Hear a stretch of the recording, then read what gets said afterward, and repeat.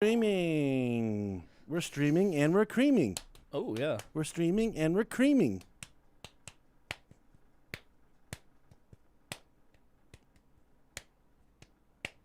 Sound my grandpa's balls make when they're flapping up against my butt cheeks.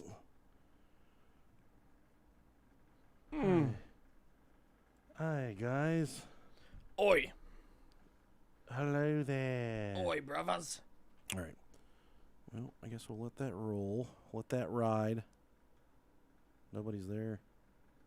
They'll come. You build it, they will come. Right, Robert? I'll come.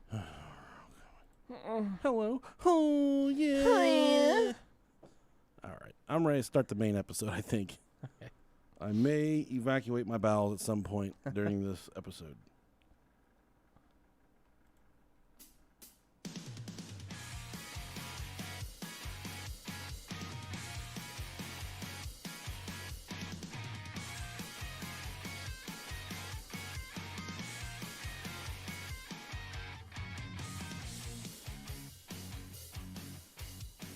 Welcome back to the Brohio Podcast, a.k.a. the Cream Spot. We're the Cream Team. I'm the delicious Nicolicious. And I am the co-host with the most ass hair. See what I did there? By a lot. Substantially.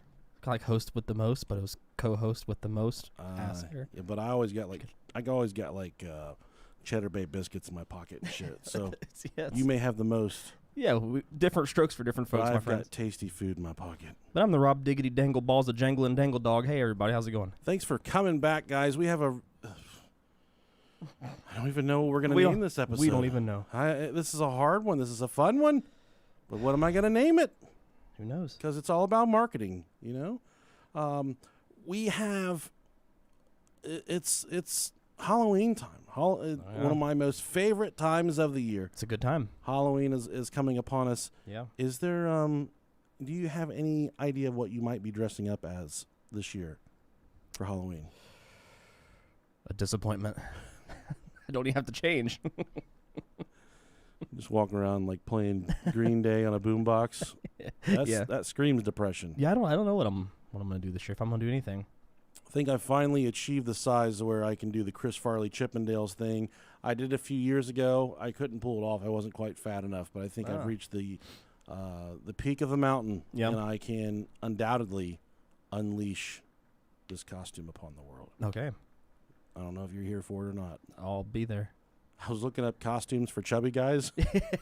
Like that was your exact search. Yeah, number 3 on the list was fucking Hondo, the fucking Hong Kong sumo wrestler from Street Fighter. Oh yeah, the fat dude used to beat up the cars and shit. Mm-hmm. Yeah, he was number 3, and I said, "What a fucking fantastic!" That is a genius idea. Then I saw another one to dress up from the guy from Jurassic Park. He's like, "Oh yeah, hey, nobody cares. Yeah. Like the curly hair and the yellow jacket. Yeah, like carrying around a dinosaur embryo. He got what was He got what was coming to him. Yeah, he did. Yeah, he sure fuck did. I forgot to. Didn't say the magic word. I forgot we have Patreon subscribers. Oh, okay, sure. Let's go. Lincoln Rain. Let's play off Purple Rain. Our first Patreon subscriber of the week is Lincoln Rain, not Purple Rain. Or Leaking Rain. Leaking Rain. That's what all the houses where that's what they used to sing whenever growing up. All the fucking, oh yeah, been there. Next we got Areola Howie. Thank you very much, Areola. Like if you zoom in on that. Oh wait, it's Ariel. I'm sorry, I thought it was Areola. Yeah. Right, and Ariel is by far the most dazzling of all the Disney princesses. Absolutely. I have a question for you after this is done. I've already asked it. Okay. Jason Nauer. The hour is Nauer. Jason Nauer, thank you for your Patreon pledge, and I would like to be your power bottom. No. I don't know what that means. I just know sometimes I hear things that people say. I'll just sit in the corner. And people will laugh at what they say. Yeah. And then I heard someone the other day made a joke about a power bottom, and everyone's laughing, but I didn't know what a power bottom was, so I didn't laugh. But I just know I said it on here, and you're fucking laughing about it. So. Okay. Yeah. Next we got Brittany Lang. Thank you very much, Brittany Lang. Devin Contreras. Thank you. What was there an R? Devin Contreras. Thank you And so much. You mean the world to me. Thomas Nutter Butter. I love you, Devin. Nutter Butters are so good. Thomas Nutter. Thank you for your delicious creation, Thomas Nutter. Did you Send me some Nutter. Did you pull out of her? No, I nutter. The Nut Master. Haley McLean. Haley, thank you for your Patreon pledge. You look like your profile picture is a squirrel. I hope you're a squirrel somehow. That'd be sweet. Yeah, it's cool. No hate. I love squirrels. Mm-hmm. I think they should. I think they make great pets. I think they're wonderful creatures. Speaking of squirrels, we have.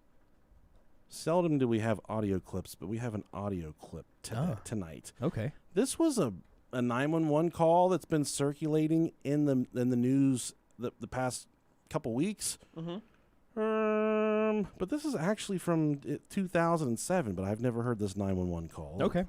It's a woman in the Burger King drive-thru, and she's calling the police because they fucked her order up. Okay, cool. I believe this might be, and she might be the original Karen, I think. And I hate using the word Karen. People say, "Oh, she's being a Karen." I don't be Karen if you be calling her Karen. My boys call each other Karen. So, geez, Karen. Like if one of them gets mad and like tells, they'll call they'll call that person a Karen. I'm here for it, buddy. All right, so let's listen to this. Yep. Sheriff's Department, how can I help you? Yeah, I'm over here at Burger King right here in San Clemente. Mm-hmm. No, not San Clemente. I'm sorry. I live in San Clemente. I'm in Laguna Niguel, I think. That's where I'm at. I'm at a drive-thru right now. I ordered my food 3 times. They're mopping the floor inside, and I understand they're busy. They're not even busy. Okay, I've been the only car here. I asked them 4 different times to make me a Western barbecue burger. Okay. I said it 4 fucking times. I don't want salmon. So, I'll put it back on here. They keep giving me a hamburger with lettuce, tomato, and cheese, onions, and I said I'm not leaving. I want a Western burger because I just got. To her defense, she's asking for a rodeo burger. The superiority list of Burger King hamburgers probably has the rodeo burger on top. And for those of you that are out of that don't live near a Burger King and don't have access to a Burger King, the rodeo or the Western burger is a burger with cheese, onion rings, and BBQ sauce all on top of it. It's wonderful. Delightful. It's an all-time classic. Just keep that in mind. That's why she's so upset. Got my kids from Taekwondo. They're hungry. I'm on my way home, and I live in San Clemente. Okay. She gave me another hamburger. It's wrong. I said 4 times. I said, I want it. She goes, can you go out and park in front? I said, no. I want my hamburger right. So then the lady came to the manager, whoever she is. She came up and she said, do you want your money back? And I said, no, I want my hamburger. My kids are hungry, and I have to jump on the toll freeway. I said, I am not leaving this spot. And I said, I will call the police because I want my Western burger done right. Now, is that so hard? Okay, what exactly is it you want us to do for you? Right. Send the officer down here. I want them to make me right. Ma'am, we're not going to go down there and enforce your Western bacon cheeseburger. What am I supposed to do? This is between you and the manager. We're not going to go enforce how to make a hamburger. Yeah, true. That's not a criminal issue. There's nothing criminal So I just there. stand here. So I just sit here and watch. You need to calmly and rationally speak to the manager and figure out what to do between She you. did come up, and I said, can I please have my Western burger? She said, I'm not dealing with it. She walked away. Because they're mopping the floor, and it's all full of suds, and they don't want to run. They don't want to go through there. And Ma'am, then I suggest you get your money back and go somewhere else.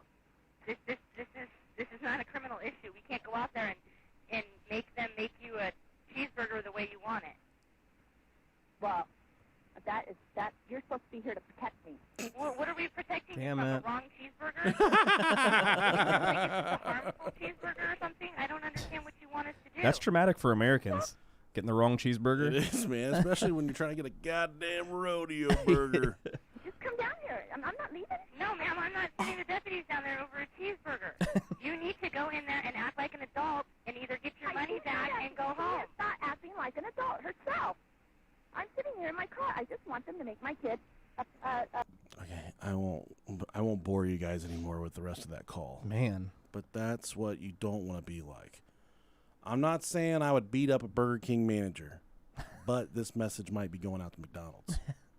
If you short me nugget sauce one more motherfucking time. Oh my God, they do that. They do that like they're the ones paying for it. I'll burn the entire McDonald's village down. I'll take Santa away from the children this year. I will ruin. I don't know. Is Ray Kroc still alive? The guy that makes the shoes? Yeah, the shoe guy. Kroc.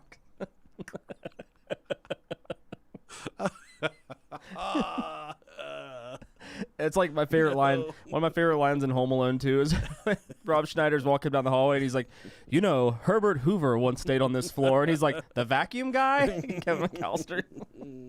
No, the president. All right. Do you have anything that you would like? Yeah, was that the shoe guy? What you're talking about? I think Ray Kroc is the name of the guy that started McDonald's. No. Oh, okay. Is it? Let's look it up.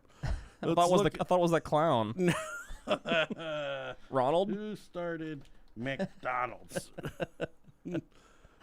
Ray Kroc. Ray Kroc, dude. Yeah, Look how the Damn, man, made in McDonald's and the shoes with holes in them.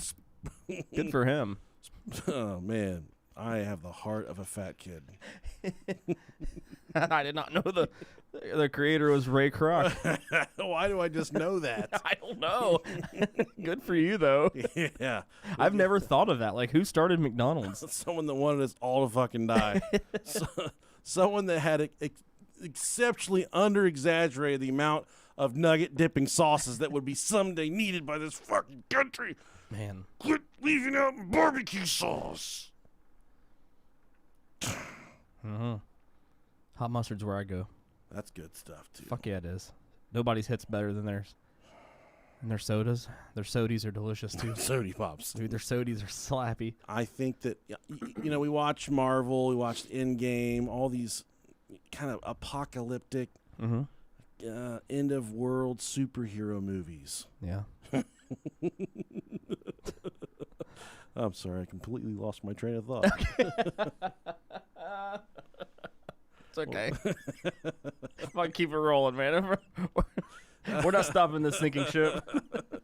I was looking forward to your point there. I was like, where's he going with this? Hold on a second. What were we talking about right before that? I don't Talking about the end of the world. Yeah, you used to start talking about the end of the world for some reason. I'll come back to it. I told you I'm having like a situation right now. Yeah. So we just gotta fight through it. If you would like to send us an email, it's brohiopodcast@gmail.com. Try and finish my story. Try and tell me what I was thinking about. You know, it's fucking, I don't know. It's scary. brohiopodcast@gmail.com. If someone could finish your thought on that, I would love that. This is off the rails, man. I think I was talking about COVID, like it's the end of the world. Okay. It's gonna, you know, All right. all this. I think it's upon us. Bring it on. Things are getting a lot better in Ohio, though. Oh, yeah. Yeah. Which I'm happy about. I'll take it. Stuck it right in my ass.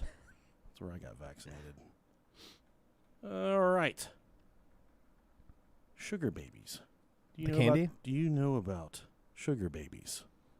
I know they give you cavities. Yeah.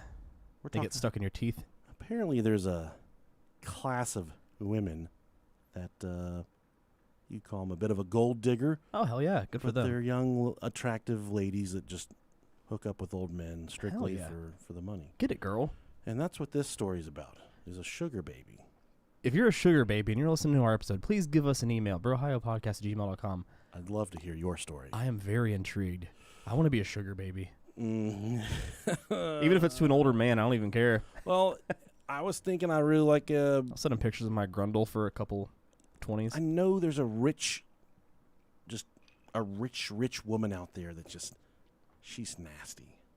She's so nasty that she can't even get close enough for anyone to even want to talk to her. She smells so bad. True, yeah. Why wouldn't she hire guys like us? I don't know. That's a good question. I would rub her back for $25,000.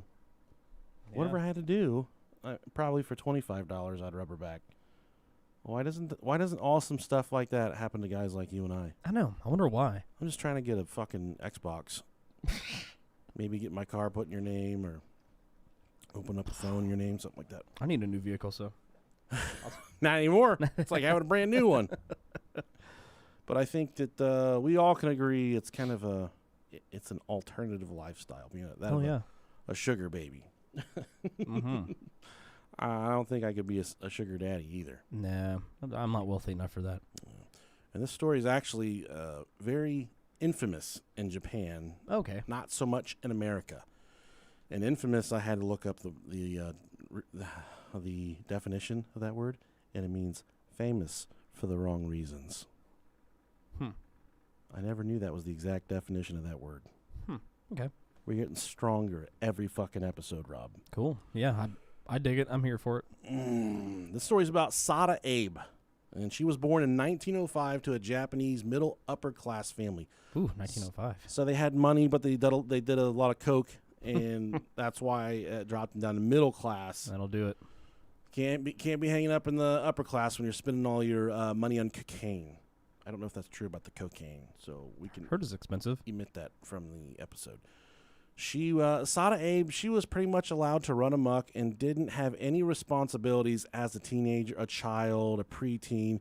She was pampered too. She was the youngest living child, and they would give her anything she wanted. Her dad was not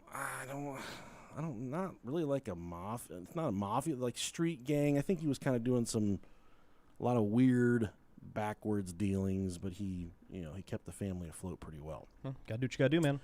I feel that in my soul. But by the time Sada reached the preteen age, she was a fucking spoiled brat. She was starting to study a lot of singing and dancing and entertaining.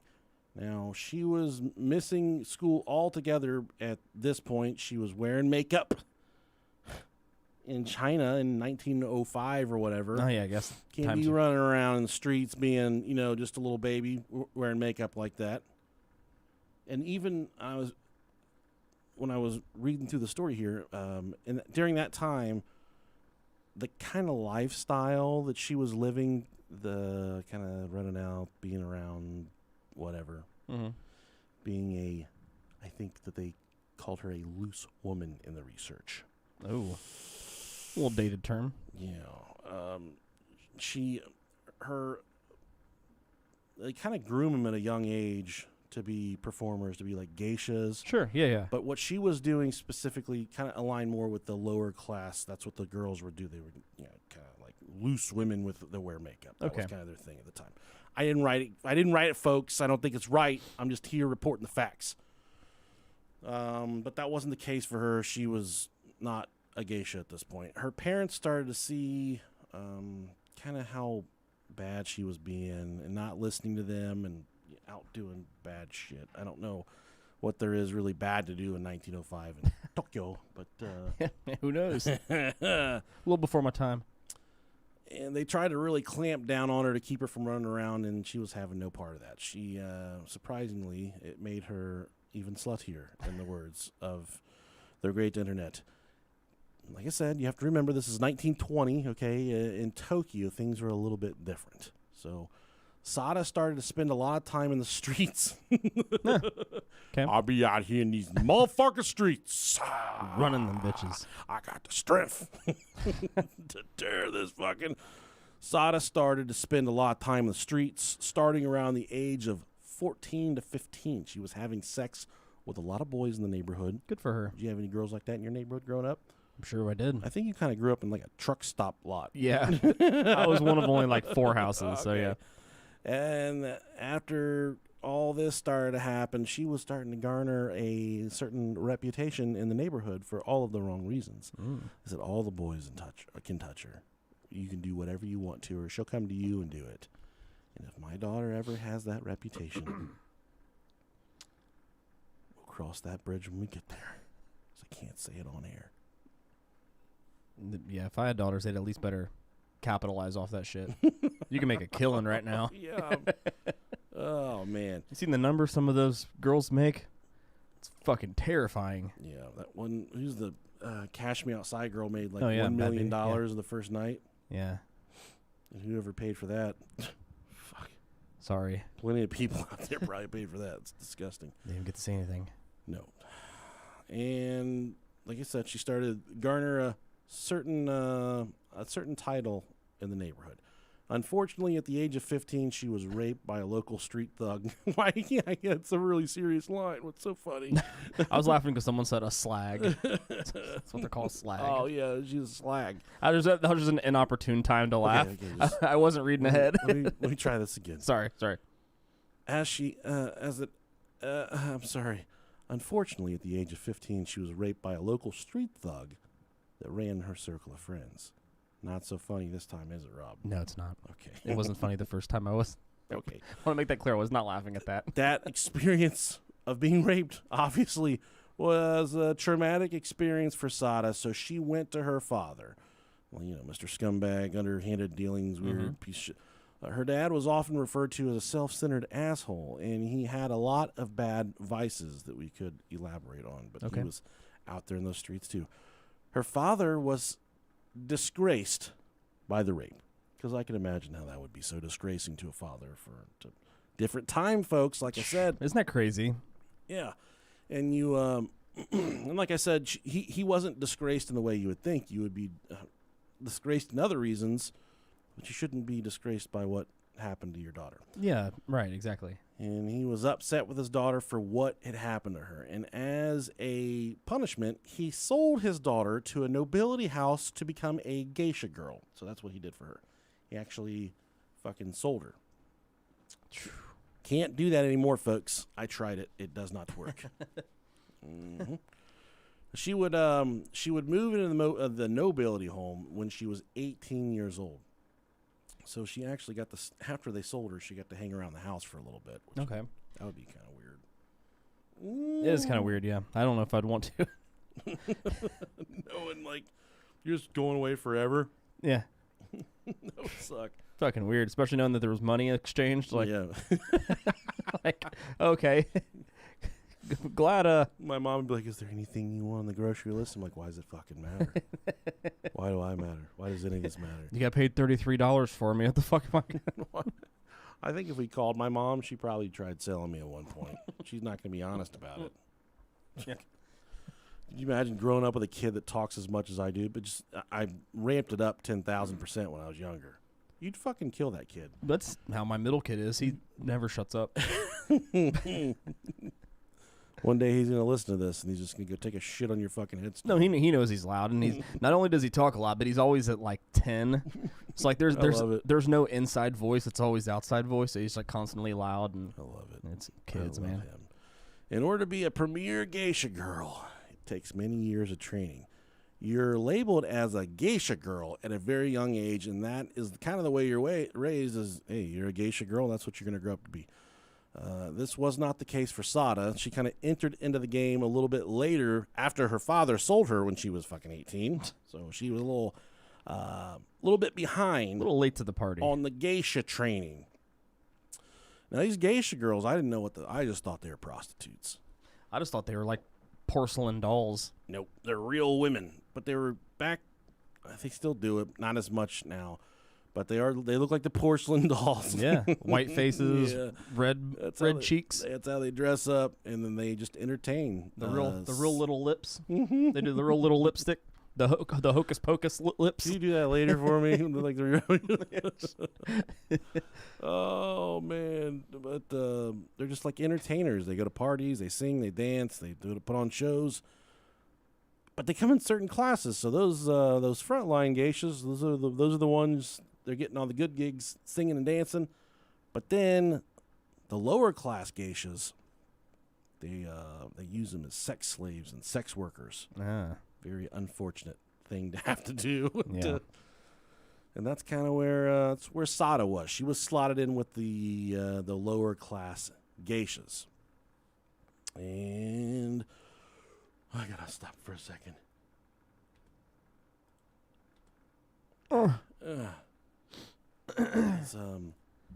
This is as bad as it feels. Am I doing horribly? Hey, YouTube, is Nick doing bad right now? I think you're holding it together, man. Okay. I just gotta make sure. Besides forgetting your whole point of the end of the world. The end of the world. Man, That's okay. I was about to make a really good point. I know. You're about to blow my mind. Class geishas. Boo-doo-doo-boo. I may have to stop a couple more times during this episode. He's got to keep his composure. Fuck yeah, dude. He popped a little meth before we started here. Wu-Tang. Oh, shit. I gotta find out where I'm at. Sold his fucking daughter. It's crazy, man. I don't like it. Excuse me. Hang on. Let me, Excuse me. Let me pop this bull testy into my mouth here.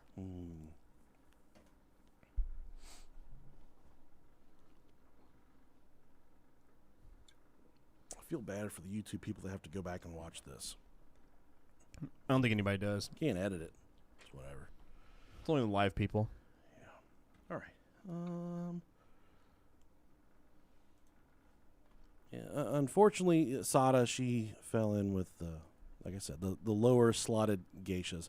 And that's what she was used for. She was used as a sex worker. And she did the sex worker thing for the geishas for nearly 5 years. And she didn't, there was no hope of her kind of, I guess, rising to that top geisha position where she was not just a sex worker. Are they making fun of me? Yeah, one person is. Okay. Said, keep it up, Nick. We love inaccuracies. Oh, I love it. It's okay. Now, while performing her geisha duties as a sex worker, she contracted syphilis. Oh, no. I don't know which one that is, but I know it itches and I think it oozes. Yeah. I've never officially had a sexually transmitted disease, so Yeah. I wouldn't be able to speak on those. No. Think I had crabs once. That was just a PlayStation 2 bender. That was my own fault. I used to sleep with rats in my room. Oh. That's how I got That'll get you. crotch crickets. I think a lot of people back in the day died from syphilis, but now it's just like it's like amoxicillin and you're fucking good. Yeah. Put a dart in your neck and you're ready to go. Chlamydia, they used to like slam your dick into a Bible. That's why they call it the clap. The clap. Yeah. Do people still get that? Yeah, they do. Oh, that's so But it's just antibiotics, I think, and then you're done. If you know what chlamydia smells like, send us an email, brohiopodcast@gmail.com. I might be wrong on that information, but I think I'm right. I don't know. Like I said, I've never had either. There's so. no one of them's called the bullheaded clap. Jesus. And that sounds really scary to me. All right. I don't like it. So after contracting syphilis, you're required to have constant exams to ensure that you are indeed a clean geisha. So I think that in Tokyo, you can be a government certified prostitute. You just sign up with the government, and there's certain testing and stuff you have to succumb to. See, that's cool. Yeah, it sounds fun. No, in I mean, theory, I guess. Yeah, just make it fucking legal. Just make them go through tests it's like the ASVAB for prostitution for street workers and sex workers. I mean, and yeah, let everybody swing it, man. It's like the SATs. I think we're on to something here, bro. Hey, man. I mean, technically, it would be a line of defense. So I mean, think about how many more people would be happy. I think some people there would be some rule breakers. Yeah. You know how many like violent offenders are like deep-seated virgins and angry at women? They're called incels. Sorry. Exactly, incels. Yeah. Make it easier. We can hurt them. I'm okay with hurting them. Yeah, fuck them. Fuck them right in the butt. Fuck them right in the butt. And so she decided that there was a lot more money involved with being a government certified prostitute, a registered prostitute, than there was a lot more money doing that than being a geisha. So she actually switched her profession, shall we call it. Mm-hmm. She started to work as a legally licensed prostitute. It looks a lot better on the resume too. Oh yeah, that's power. You're gonna be running in the fucking factory with that resume for sure. After her certification, she started working in a Tabita. Sorry, I don't speak Japanese, which is a brothel district in Osaka. Oh, okay. Osaka. She acquired a reputation as a troublemaker. Huh. She was stealing money from the customers. She got in trouble for running away because they keep a really tight stranglehold on all the girls in this government program. and some of the girls would try and escape where they're, I guess, where they're supposed to be, and she was constantly brought back for Hunger Games shit. Cardi B would steal money from her customers, and look at her now. She's fucking living it large. She has a lot of money. A lot of money. A lot of problems. A lot of money. Now, after a couple of years, she was finally able to escape the legal prostitution ring. She started waiting tables, but didn't like that very much, as the money was quite different between the two. And in a desperate attempt to start making money, she started working as a unlicensed prostitute, working the ins and outs of the brothels in Tokyo. That's a nasty bitch. Okay. She was street certified. Now she's certified freak, because she's not licensed anymore. So gotta watch her. And in 1934, when she was 29 years old, the brothel she was working in Tokyo was raided by the police. Oh, man. Whoop, whoop.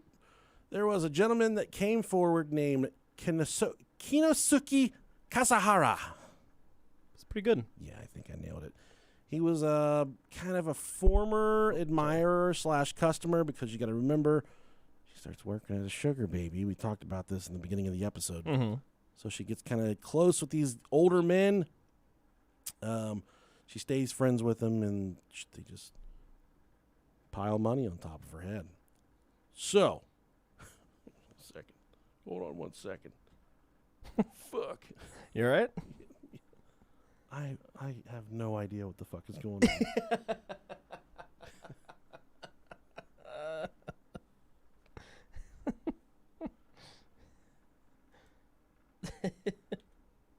So, that big spike right there on mine, I smacked the bottom of the microphone, so it's really loud, so you might want to take that out.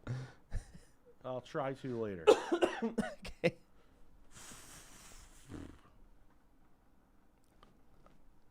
All right. Gotta see where I'm at here.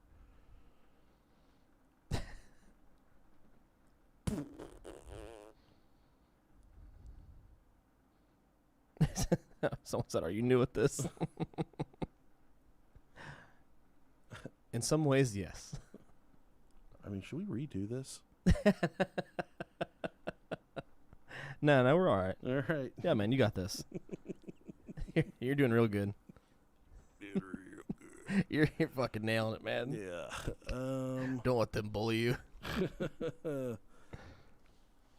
See, and there was freedom. All right. Sorry to recheck my notes there. I think I'm up to the point where I'm telling you guys that there was a gentleman that came forward. Okay. He was kind of he was into her thing. Mm-hmm. And he bailed all of these women out of jail, and he was pretty much obsessed with Sada, and that was his way to get to her, was to take care of her and all of her friends.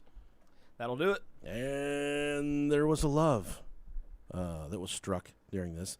Many girls were arrested during this brothel raid, and in 1934, Abe was arrested in a police raid on the unlicensed brothel which she was working.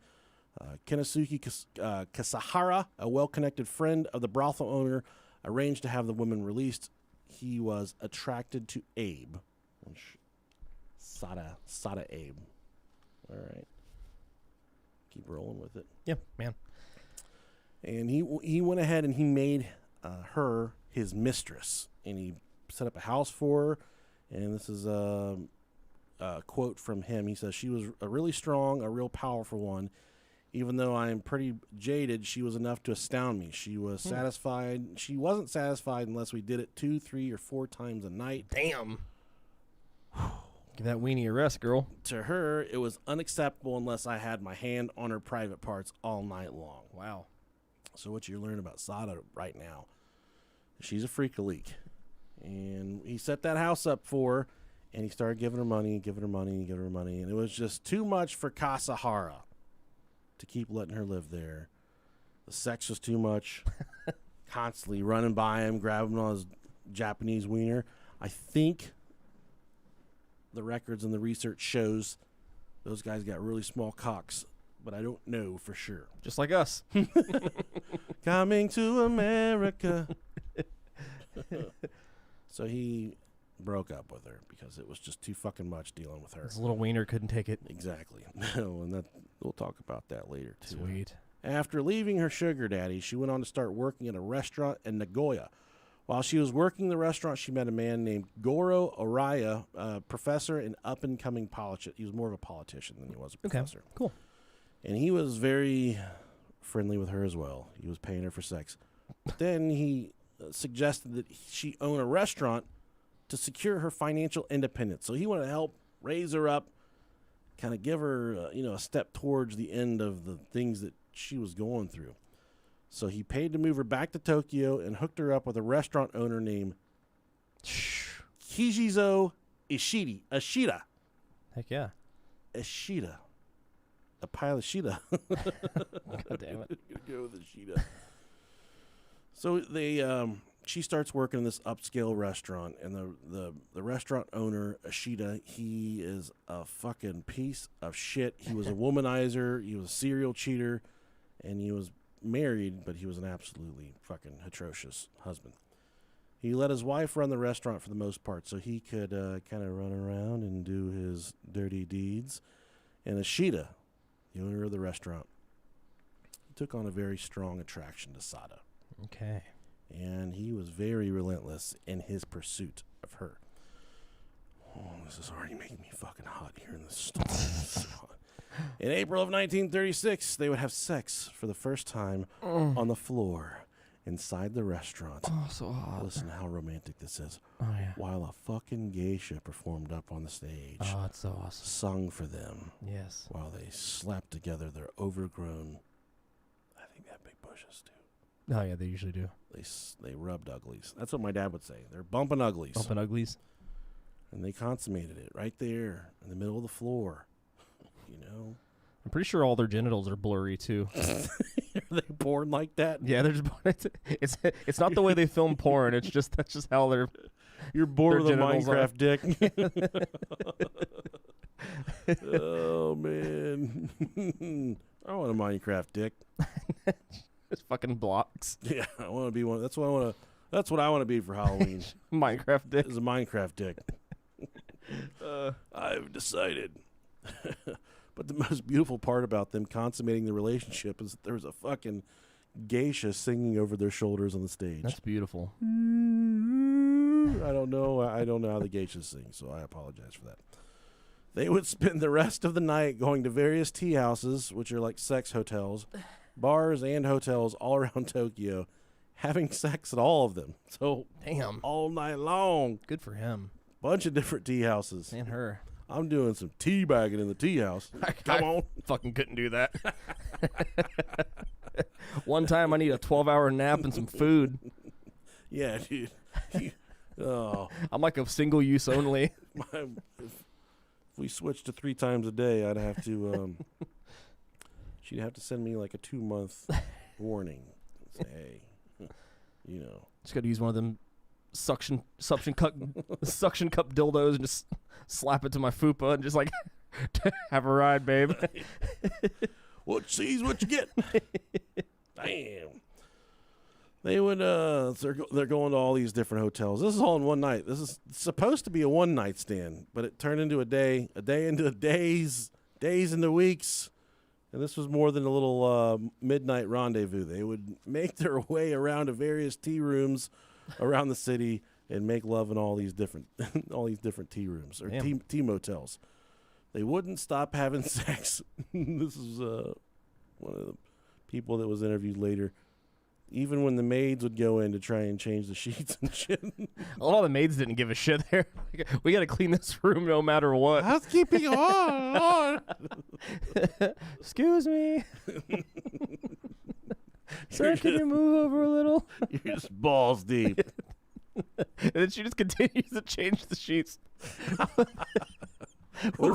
They're probably fucking on like that stupid little desk thing they put in the corner that nobody ever uses at this point, though.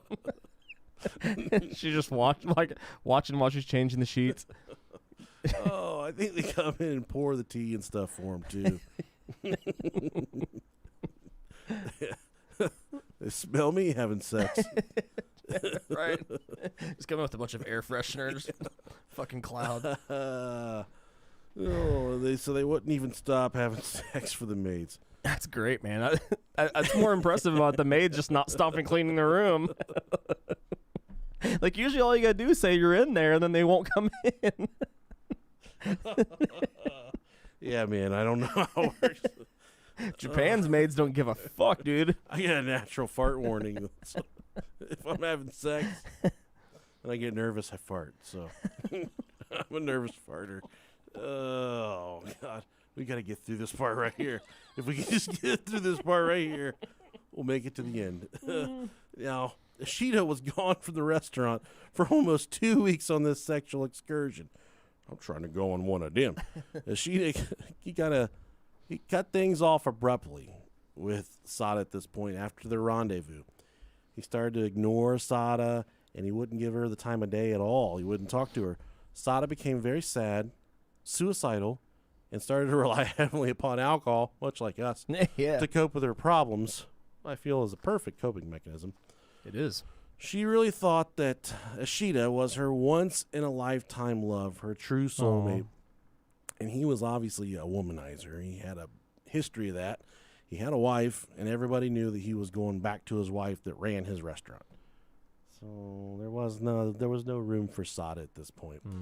And he was obviously going to stay with his wife. A few days after their lovers' vacation, she went to a play, a geisha play. And in the play, the lover kills her male lover with a knife. Okay.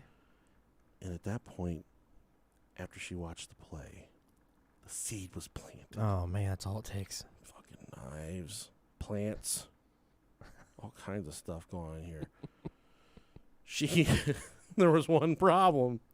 She didn't have a knife. Or a plant? So no, the seed was planted. Oh, okay. That's the vegetable. Gotcha.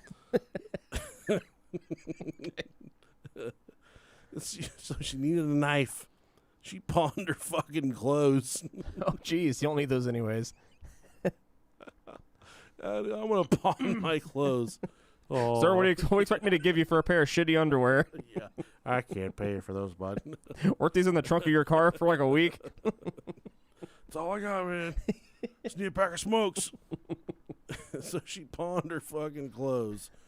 Sheesh. And she was able to buy a sushi knife with the money she got from her clothing. Poop knife. Yeah. She did not intend to kill Ishida. She really just wanted to threaten him to show him that, hey, I'm not going to be fucked by you. You need to stay with me. She loved him very much, and she was ready to lock that shit down with a fucking knife. Has your wife ever stabbed you with a knife? No. I'd be terrified if she came at me with a knife, because I think she'd have the full intentions on stabbing me. If you've ever been stabbed, send us an email, brohiopodcast@gmail.com. Anal is not considered. Oh, yeah, good point. Yeah, so don't even send those. When she finally confronted Ishida with a knife, it turned him on. Oh, jeez. She pulled the knife on him and started threatening him and said, you don't, you're not leaving me, yada, yada. He thought she was kidding around.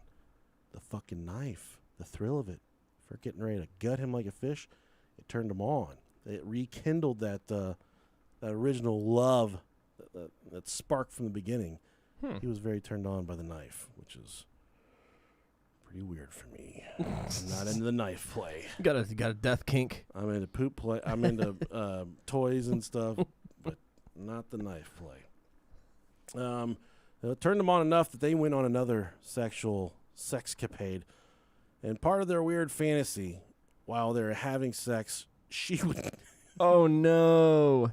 Oh, God, no. You see where this is going, folks? Yes. You turn into this goddamn podcast expecting quality content, good shit, and this is the fucking sandwich we serve you. This is just smut. Part of the weird fantasy, while they're having sex, she would hold the knife to the base of his penis. And if you don't know what a penis sounds like, I can tell you it sounds like this. That's what a penis sounds like. All of them. That's what their voices are. They speak in that. She held the knife to the base of his penis, and she would threaten his dick and balls while they're having sex. She would just look at it and yell. That would be the hardest 69 ever. You're trying to just like put in some tongue action. She's fucking yelling at your dick like it owes her money. Screaming into your balls. With a knife. Fuck, man. It'd be like the weirdest boner ever. This dude is wild, though. You can see he's in some He's pretty about fun Yeah. Ishida really enjoyed the thrill of having the knife up against his penis, and it brought him very much joy. And they needed to escalate it a little further from there. Oh, no. And I would say he was a bit of a fucking trailblazer, because Ishida, he wanted something that at the time was completely unheard of, but he wanted Sada to choke him. Oh, while okay. he climaxed. All right. Everybody likes, everybody likes being choked now. Sure, yeah. Our moms and dads weren't getting choked back in the 80s, No. but It's not even a kink at this point. no. I think it's just part of normal sex Helps you now. escape Yeah. reality for a minute. It's just the small hope that you may die. That's what gets you off. And then you just get depressed afterwards. Like, oh, damn it. Oh, jeez. I think this is really going south. She used part of her Komodo sash. Hell yeah. Hopefully they got the Komodo dragon. Is that? That's a different thing. It's a bad motherfucker. Hell yeah, it is.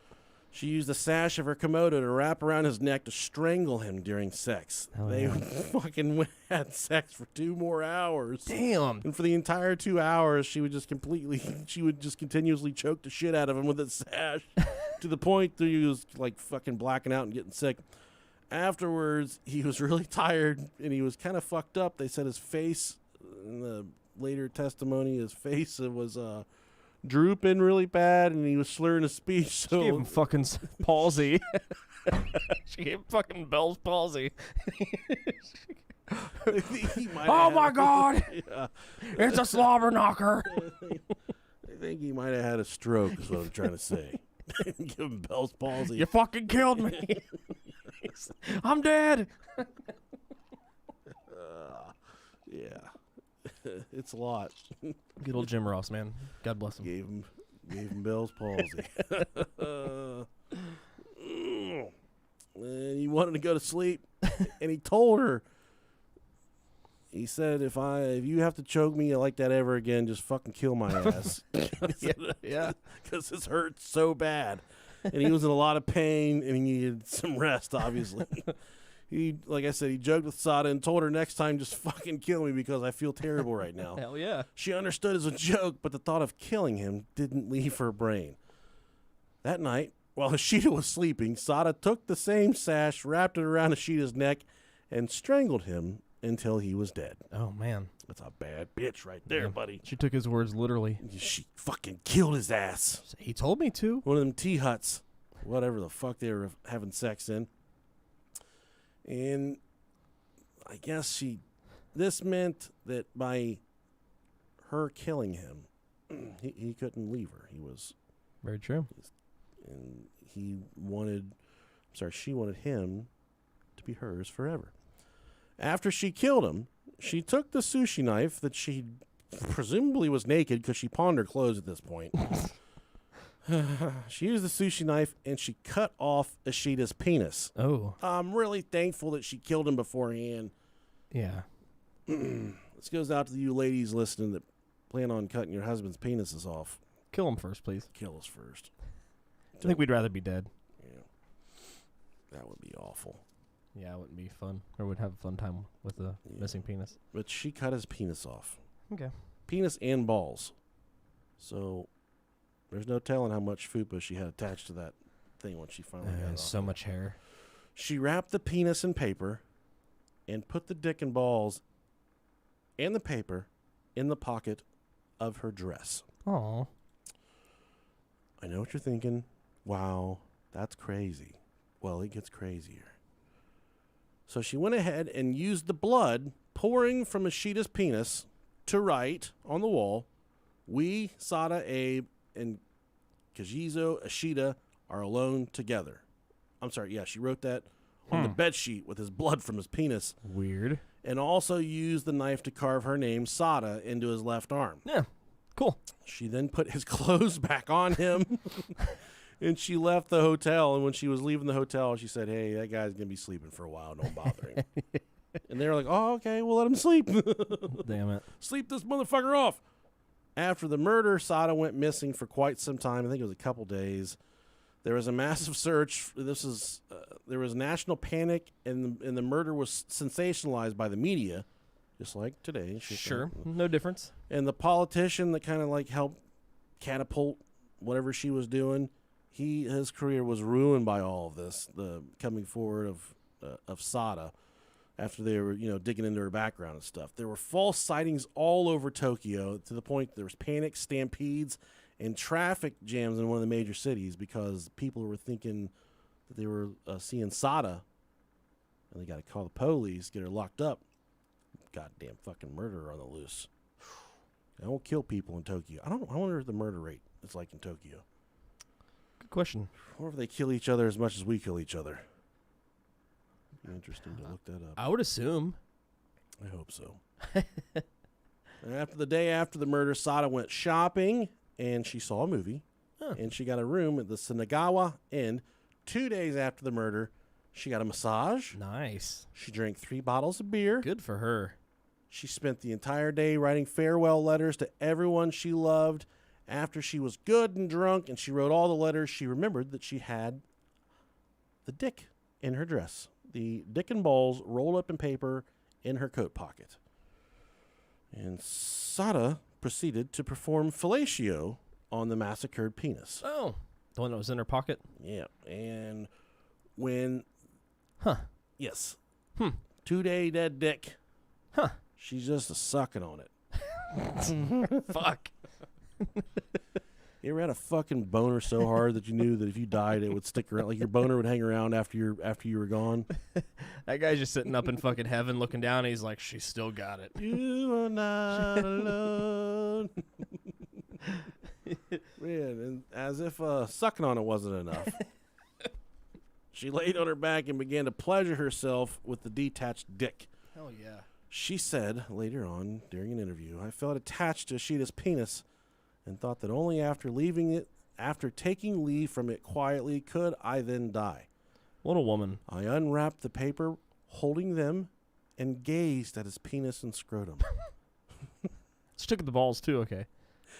I put his penis in my mouth and even tried to insert it inside me. It didn't work, however, though I kept trying and trying. Then I decided that I would flee to Osaka, staying with Ishida's penis all the while." Sounds so romantic. It's a weekend at Bernie's dick. Just like, I know. in the end, I would jump from a cliff on Mount Ikoma. while holding on to his penis. It's not a parachute. It's a pair of balls. Oh, man. She's a fucking... All right. So she's about that dick. Yeah, fuck yes she is. You ever dick her down so good you're worried about her cutting it off in the middle of the night to take it with her? No. Me neither. Never once. If you ever given a dicking like that, send us an email, brohiopodcast@gmail.com. Ugh. If you can lay that dick down, teach us your ways, O Father. If you can lay it down that good, then man. Fuck. Got that devil dick. And police would eventually catch up to the hotel. I think there was a search of the surrounding hotels, and she used a weird name to check in, so the police checked into it, and they said, all right, we know where she's staying.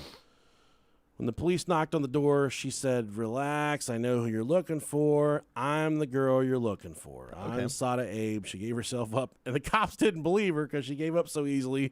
So then she grabbed the dick and balls, and she's like, "Look, damn it, this is you're looking for this." So she wasn't that committed to the dick.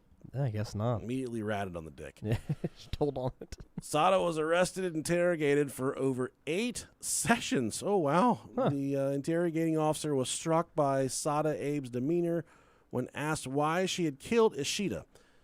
Quote, "Immediately she became excited, and her eyes sparkled in a strange way. Her answer was, 'I loved him so much, I wanted him all to myself. But since we were not husband and wife, as long as he lived, he could be embraced by other women. I knew that if I killed him, no other woman could ever touch him again. Damn. So I killed him. Wow. Oh my That's God. scary.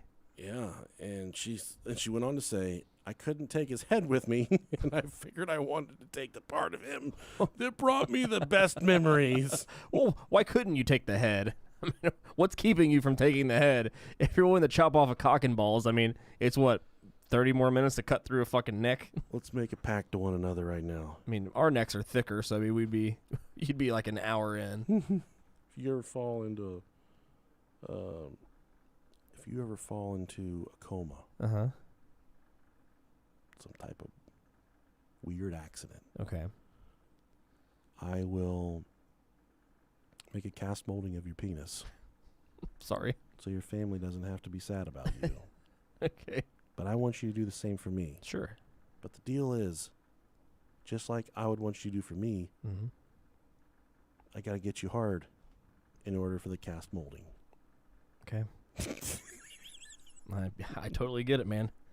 You got to do that for each other. It'd be incredibly sad if you just left it the way that Jesus left it lay. Well, we have his Jesus cast molding, and then we have the... We have his birth molding, and then his more blood flow. I'm there in the hospital, and Rob walks in like, can I have a moment alone with him? Why do you have a plaster kit? Don't worry about it. You got it in a Crayola bag. Oh. When the details of the crime were made public, rumors began to circulate that Ishida's penis was of extraordinary size. Oh, really? It was a Godzilla penis. However, the police officer who interrogated Sada after her arrest denied this, saying, quote, Ishida's penis was just average. Dude, he was so pissed. Sada told me, size doesn't make a man in bed. Technique and his desire to please me were what I liked about Ishida. That's what she said. After her arrest, Ishida's penis and testicles were moved to Tokyo University Medical School's Pathology Museum. Hell yeah. They were put on public display. Oh my God, dude. Could you imagine having your dick and balls on display at a museum? What embarrassment for Oh my generations God. to my family. Holy shit. Oh, people would walk by it. They'd just be, it's a dead dick, so they just It's a dead dick. would say nice things about it. They wouldn't be like, it's so tiny. Like, it looks like a proud dick. Just gonna find nice things to say about it. It's a noble penis. It's a noble dead dick. On parading the dick around town. On December 21st, 1936, Sada was convicted of murder in the second degree and mutilation of a corpse. Though the prosecution demanded 10 years, and Sada claimed that she desired the death penalty, she was in fact sentenced to just 6 years in prison for killing him and cutting off his penis. Damn, that's not bad. She was fined to Tochigi Women's Penitentiary, where she was prisoner number 11. So they got a lot of them over there. Wait, so there's only 10 before her? I think that's what it's saying. So at that time, she was one of 11 people. Yeah, that's incredible. Or 11 females. Yeah. Wow. Her sentence was eventually commuted, and she only had to serve 5 years for the murder of Ishida. Damn. What captivated the public was that she did this out of love, what they thought. This was a kind of a mythological story then. There was a lot of different rumors about how this case went, but she was really popular in the media after all this. She had to oh God, Blah, blah, blah, blah, blah.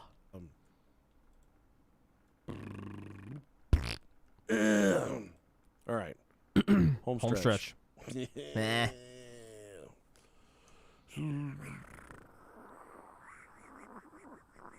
All right. And she finally got out of prison. She had to take on a new alias.